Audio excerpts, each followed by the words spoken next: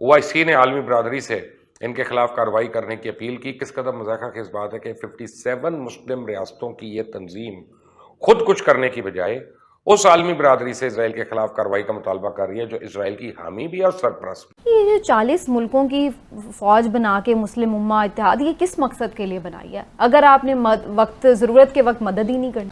कि ये जो मुस्लिम उम्मा या इस्लामी ममालिक ये फोर्स ये सारी एक जो है ना शापिशबा है, सिर्फ दिखाने के लिए। अमलन ये कुछ नहीं कर सकते। अमलन हम सिर्फ अमेरिका से, यूनाइटेड नेशन से, वेस्ट से डरते हुए किसी जायज काम में भी, अब देखें कि अगर इंटरनेशनली मगरबी दुनिया अगर उसे दहशतगर्दी नहीं मानती तो हम भी उसे दहशतगर्द नहीं मानेंगे।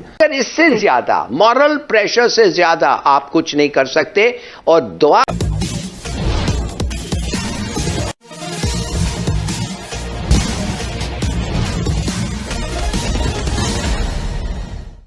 अभी तक हमने सुन रखा था कि सभी 56 मुस्लिम देशों ने अपने लिए एक फौज बना रखा है जिसका मुख्यालय सऊदी अरबिया में है और पाकिस्तान के एक सेवानिवृत्त जनरल राहिल शरीफ उसके मुखिया हैं। पर जब इजराइल से लड़ने की बात हुई तो पूरी मुस्लिम सेना ही गायब हो गई है।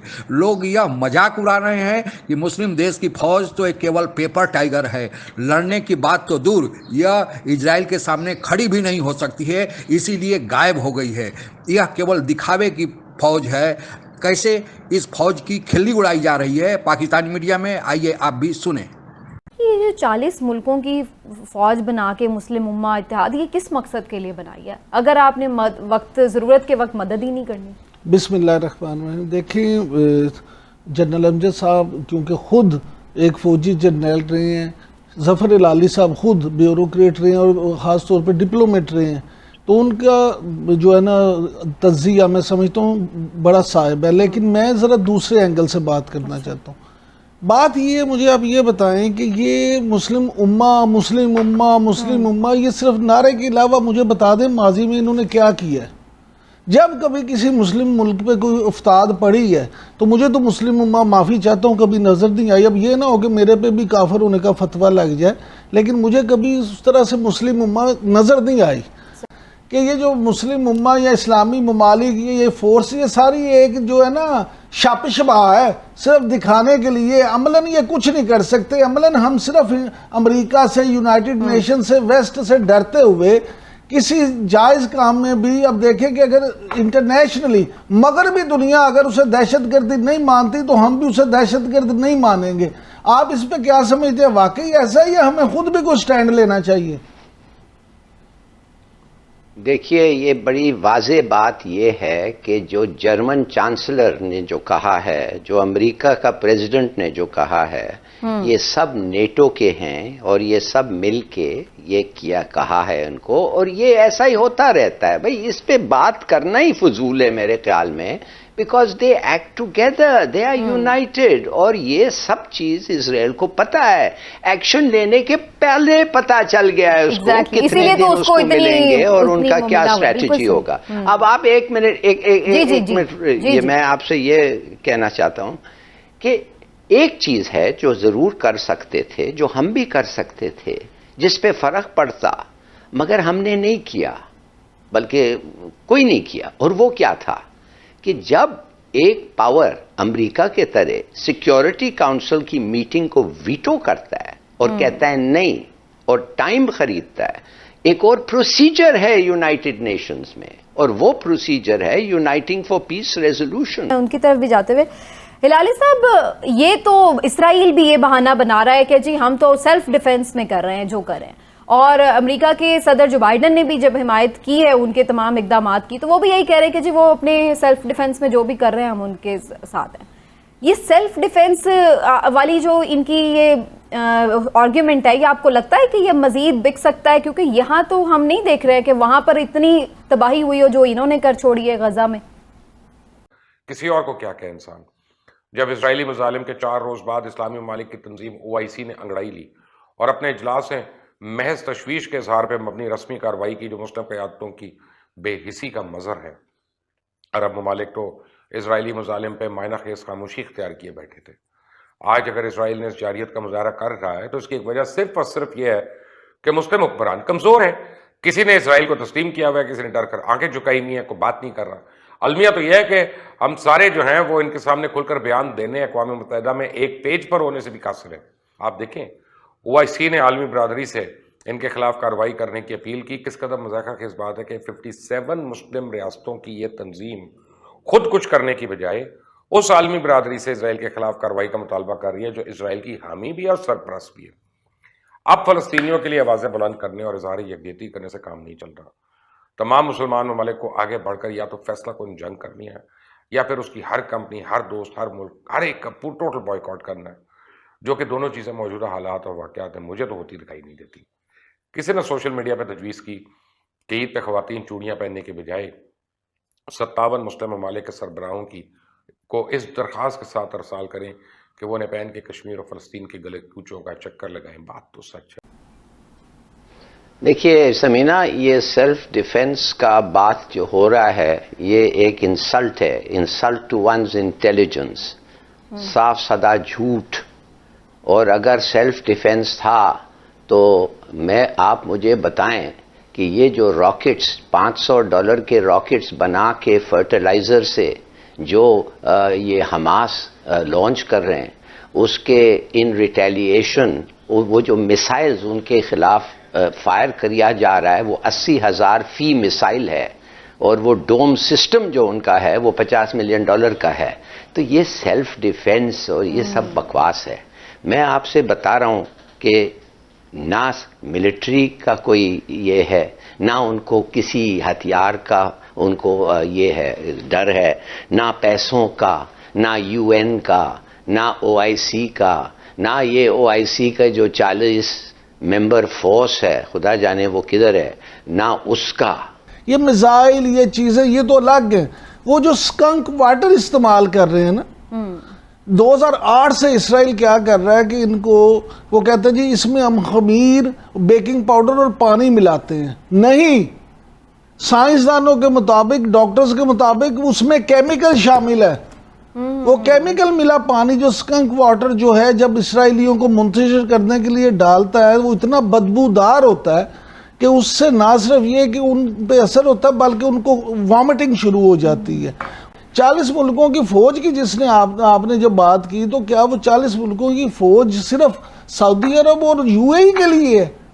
बिल्कुल ठीक। क्या उनको इस वक्त तो मैं तो समझता हूँ कि नहीं, ये चाहिए था कि कहते जी हम वो फौज वहां भिजवा रहे हैं, वो उनका सेल्फ डिफेंस करेगी। बिल्कुल सही। आज अगर मुस्लिम ममालिक सिर्फ ये अनाउंस ही कर देना कि जनाब कल फौज वहां पहुंच जाएगी तो आप देखेंगे फौरन। और हिलाली साहब आपको ताजा तरीन बता दूं, अल अरेबिया TV के मुताबिक तो जंग बंदी की जो कोशिशें हैं वो शुरू हो गई हैं और जल्दी उसका नतीजा आ जाएगा। लेकिन मैं आपको बता दूं कि अगर ये फौज क्या कर देना तो अभी किसी कोशिश के बगैर जंग बंद हो सकती। लेकिन क्या इस तरह की हंगामी सूरत हाल में उसी रिक्वेस्ट का इंतजार किया जाएगा, मासूम निहत्ते फलस्तीनियों को उसी तरह मरने दिया जाएगा, या इस्लामी मुल्कों पे खुद भी, उस ऑर्गेनाइजेशन पे खुद भी कोई ये इखलाकी जिम्मेदारी आयद होती है कि वो खुद भी इस पे कोई एक्शन ले सके? देखिए ना, ये तब सूरत हाल हो अगर इस फोर्स को इस तरह की किसी सूरत का मिशन कभी दिया गया हो। उनको यही जो मैंडेट है जिसपे इन मुल्कों ने दस्तखत किए हुए हैं, जिस चीज के तहत जो एग्रीमेंट हुआ हुआ है वो यही है कि किसी मुल्क में टेररिज्म अगर होगा और वो 40 मेंबर मुल्कों का, ये सिर्फ मेंबर मुल्कों का है, उससे बाहर किसी और मुल्क का नहीं। मैं नहीं कहता इसका मतलब ये है कि उनके किसी के फौज पहुंच जाएंगे उनको बचाने के लिए, मगर कम से कम हालांकि ये इजराइल को इसको भी परवाह नहीं है, वर्ल्ड ओपिनियन, सब लोग वोट करते। और ये जो जनरल ने कहा था ये सही बात है, ये लोगों ने जो तस्लीम किया है इनको, इन्होंने मदद की है, इन्होंने नेतन्याहू को एनकरेज किया है इस किस्म से एक्शन से। अगर वो नहीं करते तो शायद थोड़ा देर और सोचता, मगर दे हैव एनकरेज्ड हिम। तो यूनाइटिंग फॉर पीस रेवोल्यूशन का मतलब ये होता कि पूरी दुनिया वोट करती और वो मुल्क जो इनको रिकग्नाइज किया। मुसलमान दुनिया में अपने अंदर इत्तेहाद नहीं है तो आप इंटरनेशनल कम्युनिटी को मुतहर्रिक कैसे करेंगे? तो इसराइल के साथ भी बाज ममालिक ने उनको जब रिकग्नाइज किया तो आप समझ लीजिए कि अगर हमदर्दी नहीं तो कम से कम न्यूट्रलाइज हो गए और वो मुल्क भी अपना एक नेगेटिव किरदार अदा करने ये भूल ही नहीं रहे। फिर यह है कि किसी जमाने में इसराइल को भी कुछ खतरा होता था जब वो हसन नसरुल्लाह वगैरह की फोर्स मुतहरक हो जाती थी, और इसराइल को खतरात ऐसे होते थे कि फिर उसके जो इत्तेहादी हैं वो फिक्रमंद होते थे, तो वो कोई उनकी तरफ से कुछ पेशरफ्त होती थी। आज ये है कि वो भी कुछ नहीं हो रहा है, जिसकी वजह से जो थोड़ा बहुत मिसाइल के जरिए या रॉकेट जो चला रहे हैं ये फलस्तीनी, उससे कोई थोड़ा बहुत अगर नुकसान कुछ हुआ है जिसकी बहुत इत्तला नहीं है, उसके अलावा तो कुछ नहीं।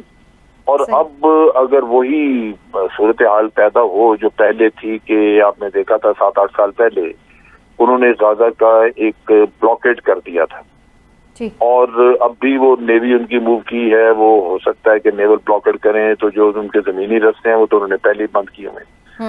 तो ये जो जुल्म होगा उन लोगों पे जहां उनके पास खुराक की किल्लत होनी शुरू हो जाएगी, फिर अगर जमीनी उन्होंने हमला कर दिया इसराइलियों ने तो उससे कैजुअल्टीज और ये भी किस्सा बहुत होगा। तो पता नहीं किस चीज का इंतजार कर रहे हैं। अब अमेरिका तो उनको मुहलत दे रहा, टाइम दे रहा। उन्होंने कहा जी संडे तक आप इंतजार करें सिक्योरिटी काउंसिल की मीटिंग का। इसका मतलब है कि वो संडे तक उसको इसराइल को टाइम देना चाहते हैं कि अगर वो इस दौरान कुछ और अचीव करना चाहते हैं तो कर लें। लेकिन ये जो बाकी मखलूक है हमारी, जितने भी मुसलमान मुल्क हैं, इन्होंने इस पीरियड में वो लॉबिंग की नहीं, वो भागदौड़ नहीं की कि ये 4 दिन पहले इजराइल द्वारा फिलिस्तीन पर हवाई हमला किया गया था। उसमें एक अल अस्का नामक मस्जिद भी क्षतिग्रस्त हुआ है। अल अस्का मस्जिद मक्का और मदीना के बाद तीसरा बड़ा पवित्र मस्जिद मुस्लिम धर्म के लिए माना जाता है। विश्व के इतिहास के अगर 5 साल के कालखंड 1945 से 1950 तक पर नजर डालें तो इस दौरान 6 देशों का उदय की कहानी सामने आएगी। इन 6 देशों में चीन, जापान, ताइवान, भारत, पाकिस्तान और इजराइल का नाम सामने आता है। हालांकि पाकिस्तान को छोड़कर बाकी 5 देश अपने अपने विकास के मार्ग पर पहुंचे और उच्चतम स्तर पर पहुंच चुके हैं, लेकिन इन देशों का विवाद भी किसी न किसी कारण अप्रत्यक्ष या प्रत्यक्ष रूप से बना हुआ है। शुरुआत चीन से करते हैं। चीन पर पहले क्विंग राजवंश का शासन था। क्विंग राजवंश के बाद वहां पर चाइनीज नेशनल पार्टी का शासन हुआ, लेकिन इस दौरान जापान सहित अन्य देशों का भी सीमित कब्जा चीन पर किसी न किसी रूप में रहा। इसके बाद चीन में चाइनीज कम्युनिस्ट पार्टी का गठन हुआ और चाइनीज कम्युनिस्ट पार्टी बनाम बाकी सारी पार्टियों का और देशों के बीच संघर्ष हुआ और फिर अंततः 1 अक्टूबर 1949 को चीन स्वतंत्र हुआ और कम्युनिस्ट पार्टी के प्रभुत्व में वहां पर शासन बना, जिसे आज पीपुल्स रिपब्लिक ऑफ चाइना यानी PRC कहते हैं। अपने अस्तित्व में आने के बाद यानी 1 अक्टूबर 1949 के बाद चीन ने जो आर्थिक तरक्की की छलांग लगाई है वह सर्वविदित है। जैसा कि मैंने कहा कि वर्तमान चीन का अस्तित्व में आने के पहले यानी 1 अक्टूबर 1949 के पूर्व चीन पर मुख्य रूप से चाइना नेशनल पार्टी का शासन था। उसके लोग जब कम्युनिस्ट पार्टी से लड़ नहीं पाए तो भागकर चीन से ताइवान नामक एक द्वीप पर आ गए जो खाली पड़ा था और वहीं पर एक नए देश की स्थापना हुआ जिसे रिपब्लिक ऑफ चाइना या ताइवान कहा जाता है। इसी कारण अभी तक चीन ताइवान को भी अपना ही हिस्सा मानता है और उसको हड़प लेने के लिए आए दिन प्रयास करते रहता है, पर ताइवान ने जो विकास किया है वह भी एक कीर्तिमान है। तीसरा देश भारत, जिसका जन्म 15 अगस्त 1947 को हुआ और आज तरक्की के मार्ग पर बढ़ते हुए विश्व की 5वीं बड़ी अर्थव्यवस्था बन गया है। पाकिस्तान जो 14 अगस्त 1947 को अपना स्वतंत्रता दिवस मनाता है, यह भी विकास की राह पर चला, पर अफगानिस्तान में सोवियत संघ के साथ युद्ध करने के लिए अमेरिका को एक साथी की तलाश थी और उसे पाकिस्तान के रूप में साथी मिल गया। उसके बदले में अमेरिका पाकिस्तान को भरपूर आर्थिक मदद देना शुरू किया। पाकिस्तान यह समझ बैठा कि यह आर्थिक मदद सदैव अमेरिका द्वारा जारी रहेगा और फिर यहीं से पाकिस्तान का भटकाव चालू हुआ जो आज तक जारी है। और आज स्थिति यह हो गई है कि पाकिस्तान कर्ज के दलदल में इतना जकड़ गया है कि शायद वही निकल पाए। लेकिन 1945 से 1950 के कालखंड में एक और देश का जन्म हुआ, वह देश है इजराइल। इसे 14 मई 1948 को अस्तित्व में माना गया। इजराइल ने चाहे रक्षा का काम हो या राजनीतिक प्रभाव हो, चाहे आर्थिक तरक्की हो या शिक्षा का क्षेत्र हो, ऐसी तरक्की किया है जो बेमिसाल है, इसका कोई जोड़ नहीं। जबकि इसका क्षेत्रफल मात्र 22,145 स्क्वायर किलोमीटर और इसकी आबादी 90.5 लाख ही है, जो अपने उत्तर प्रदेश से भी बहुत छोटा है। उत्तर प्रदेश की जनसंख्या 20 करोड़ 42 लाख और क्षेत्रफल 2,43,286 स्क्वायर किलोमीटर है। आप इससे अंदाजा लगा सकते हैं कि इतनी कम आबादी, इतना कम क्षेत्रफल और जन्म 1948, इसके बाद जो तरक्की किया है कि विश्व के सारे लोग इससे लोहा लेने में एक बार सोचते हैं। हालांकि अभी भारत से इसकी बहुत ही घनिष्ठता बनी हुई है। आपको यह भी बताते चलें कि आज की चर्चा में इसी इजराइल का पैलेस्टाइन पर आक्रमण के कारण हुआ है और सारे मुस्लिम देश खामोश बने हुए हैं। इसका कारण क्या है? वह है इजराइल का प्रभुत्व। आज के लिए बस इतना ही। आप अगर हमसे जुड़ा रहना चाहते हैं तो कृपया मेरे चैनल को सब्सक्राइब करें तथा बेल आइकन भी दबा दें ताकि नई वीडियो की जानकारी तुरंत आप तक पहुंच जाए। धन्यवाद। जय हिंद।